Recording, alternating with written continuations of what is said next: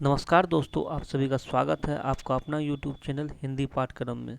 दोस्तों, आज की इस वीडियो हम बात करेंगे हिंदी व्याकरण की, जो आपके सभी कॉम्पिटिटिव एग्जाम के लिए काफ़ी ज़्यादा महत्वपूर्ण है। दोस्तों, वीडियो को अंत जरूर देखिएगा। अगर वीडियो अच्छा लगे तो वीडियो को लाइक और सब्सक्राइब जरूर कीजिएगा। तो आइए दोस्तों, वीडियो को हम शुरू करते हैं। आज का जो पहला क्वेश्चन है वो है, सादा शब्द का भाववाचक संज्ञा रूप क्या है। सादा शब्द का भाववाचक सादे, सादगी, सादी या सीधा होगा। तो सादा शब्द जो है एक विशेषण है, इसका भाववाचक जो है सादगी हो जाएगा। 61 का ऑप्शन नंबर बी इसका सही हो जाएगा। अगला क्वेश्चन है कि इनमें से सर्वनाम नहीं है। ऑप्शन ए है कोई, आप, नहीं और तुम।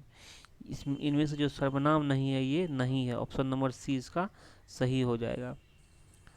अगला क्वेश्चन है, नदी से पद का बहुवचन क्या है। ये नदी का जो है बहुवचन क्या होगा।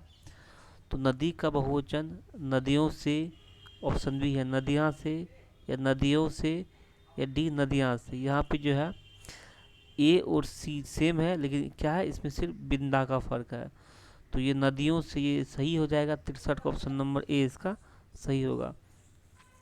अगला क्वेश्चन है, मोहन गाता है यह वाक्य संदिग्ध वर्तमान काल में होता है। यानी मोहन गाता है, इसका जो है संदिग्ध वर्तमान काल क्या होगा। मोहन गाया, मोहन ने गाया होगा, या मोहन गाता होगा, या मोहन गाएगा। तो मोहन गाता है, इसका जो है संदिग्ध वर्तमान काल मोहन गाता होगा। ऑप्शन नंबर सी इसका सही हो जाएगा। हिंदी में वर्तमान काल के 3 रूप होते हैं। हिंदी में जो है वर्तमान काल के 3 रूप होते हैं।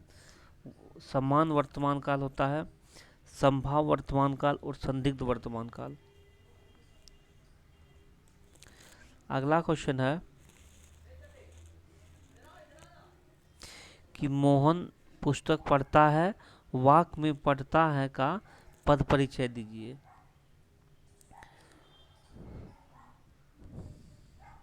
अगर हम ऑप्शन ए की बात करें तो ये सकर्मक क्रिया है, कर्तव्यवाच्य वर्तमान काल, पुल्लिंग, एक वचन, और इसका कर्म जो है पुस्तक है। यानी कि ये सभी जो है ये मोहन पुस्तक पढ़ता है को अनुसरण करता है। तो 65 का ऑप्शन नंबर ए इसका सही हो जाएगा। अगला क्वेश्चन है, कहते हुए यो पार्थ के 2 बूंद आंसू गिर पड़े, मानो हुए 2 सीपियों से व्यक्त 2 मोती बड़े। इसमें से कौन सा अलंकार प्रयुक्त हुआ है। ऑप्शन ए है प्रतीप, बी है श्लेष, सी है वकोक्ति या उत्प्रेक्षा। अगर हम ऑप्शन डी की बात करें उत्प्रेक्षा, तो ये 66 का सही हो जाएगा। जब उपमेय में उपमान की संभावना की जाती है तब उत्प्रेक्षा अलंकार होता है। यानी कि उत्प्रेक्षा अलंकार की परिभाषा है, जब उपमेय में उपमान की संभावना की जाती है तब उत्प्रेक्षा अलंकार होता है। इनके जो लक्षण है वो है मनु, मानो, जनु, जानु, मनु, मनहु। ये क्या है, उत्प्रेक्षा अलंकार के लक्षण है। अगला क्वेश्चन है कि रस, श्रृंगार रस का स्थायी भाव क्या होगा। ऑप्शन ए है शोक, बी क्रोध, सी रति या डी भय। तो श्रृंगार रस का अव्यवहाय जो है रति हो जाएगा। 67 का ऑप्शन नंबर सी इसका सही होगा। अगला क्वेश्चन है, लंबा है उदर जिसका लंबोदर, यानी कि श्री गणेश, यह कौन सा समास है। ऑप्शन ए है बहुव्रीहि, बी तत्पुरुष, सी अव्यवहाय या डी द्वंद्व। तो इसका जो है ऑप्शन नंबर ए सही हो जाएगा, बहुव्रीहि हो जाएगा।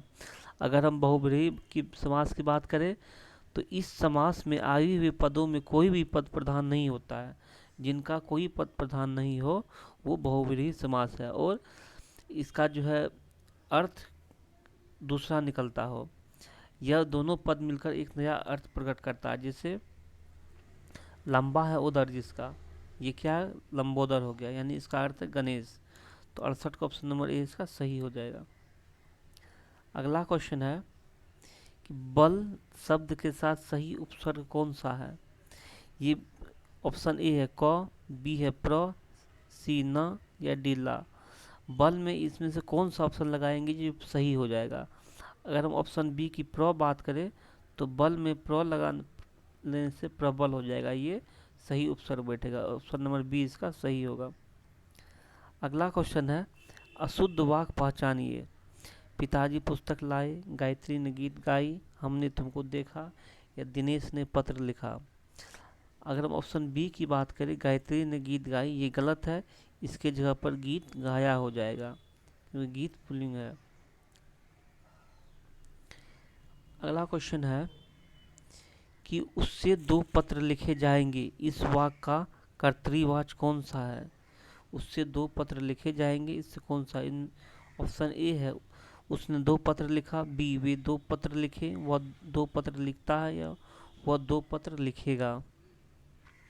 अगर हम ऑप्शन डी की बात करें, वह 2 पत्र लिखेगा, ये सही हो जाएगा क्योंकि वह 2 पत्र लिखेगा, क्योंकि यहाँ दिया गया वाक्य जो है भविष्यत काल में है, ये वाक्य जो है उसने 2 पत्र लिखे जाएंगे, उस ये क्या है भविष्यत काल में है, तो यहाँ पर भी इसका आंसर जो भविष्यत काल में होना चाहिए, तो ये वह 2 पत्र लिखेगा, ये ऑप्शन नंबर सही हो जाएगा। क्वेश्चन नंबर 72 है सूर्य जोड़ उदय, सूर्योदय का ये कौन सा संधि है? गुण संधि, विसर्ग संधि, व्यंजन संधि, या अयादी संधि। तो सूर्य जोड़ उदय जो है यह गुण संधि है, 72 का ऑप्शन नंबर ए इसका सही हो जाएगा। अगर हम गुण संधि की बात करें तो गुण संधि में 2 भिन्न भिन्न स्थानों से उच्चारित होने वाले स्वरों के बीच संधि होती है और दोनों स्वरों से भिन्न गुण वाला एक नया ही स्वर उत्पन्न होता है। जैसे सूर्य जोड़ उदय, तो सूर्य में अ प्लस उदय में उ बराबर हो जाता ओ, यानी कि 2 अलग अलग स्वर जो है इसका जो अर्थ होता है वो अलग होता है, तो ये कौन सा स्वर होगा? गुण संधि। अगला क्वेश्चन है कि सुमेलित कीजिए कर्ता का चिन्ह कौन सा होगा? का संबंध कारक, अधिकरण कारक, या कर्म कारक। इनमें से जो है मिलान करना है कि कर्ता का चिन्ह कौन है, संबंध कारक का चिन्ह कौन है, अधिकरण का कौन चिन्ह है, कर्म का कौन है। तो ये कर्ता के 8 भेद जो होते हैं, कर्ता, कर्म, करण, क्रिया, संबंध, अधिकरण, संबोधन। तो यहाँ पे जो इसका ऑप्शन नंबर हो जाएगा डी हो जाएगा, यानी कि कर्ता का हो जाएगा, कर्ता ने कर्म को संबंध काके की, अधिकरण मैं पर, ये सही हो जाएगा, यानी 73 का ऑप्शन नंबर डी इसका सही हो जाएगा। क्वेश्चन नंबर 74 है निम्नलिखित में से वृक्ष का पर्यायवाची शब्द ज्ञात कीजिए। सॉरी, वृक्ष का पर्यायवाची शब्द नहीं है। तरु, विटप, पेड़, या मंजरी। अगर हम ऑप्शन डी की बात करें मंजरी, तो ये वृक्ष का पर्यायवाची शब्द नहीं है। तरु, विटप और पेड़ ये तीनों जो है वृक्ष का पर्यायवाची है, और मंजरी जो है ये फूल का पर्यायवाची है। डी 74 का ऑप्शन नंबर डी इसका सही हो जाएगा। क्वेश्चन नंबर 75 है जिसके हृदय में ममता न हो उसे क्या कहते हैं? निर्मम, आस्तिक, कृतज्ञ, निश्चित। तो जिसके हृदय में ममता न हो उसे निर्मम कहते हैं। 75 का ऑप्शन नंबर ए इसका सही हो जाएगा। क्वेश्चन नंबर 76 है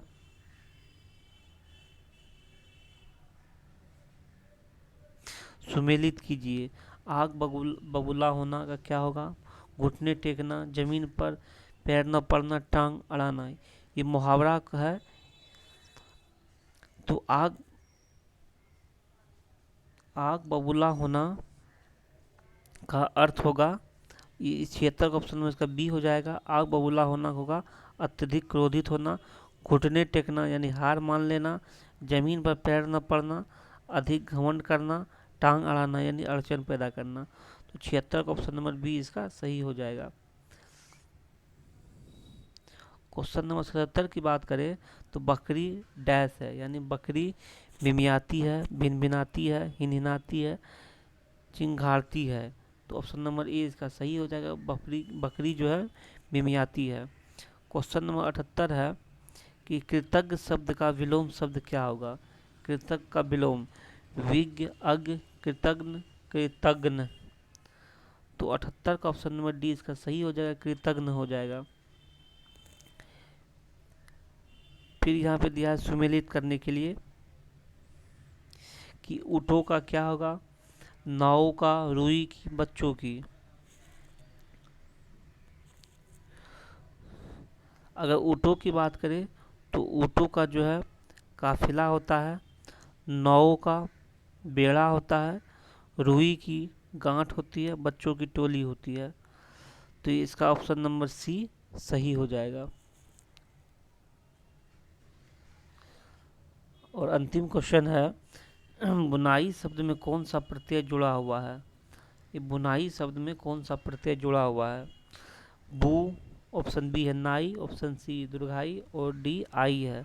तो बुनाई में जो है आई प्रत्यय जुड़ा हुआ, 80 का ऑप्शन नंबर डी इसका सही हो जाएगा। अगर वीडियो अच्छा लगे तो वीडियो को लाइक और सब्सक्राइब जरूर कीजिएगा। धन्यवाद।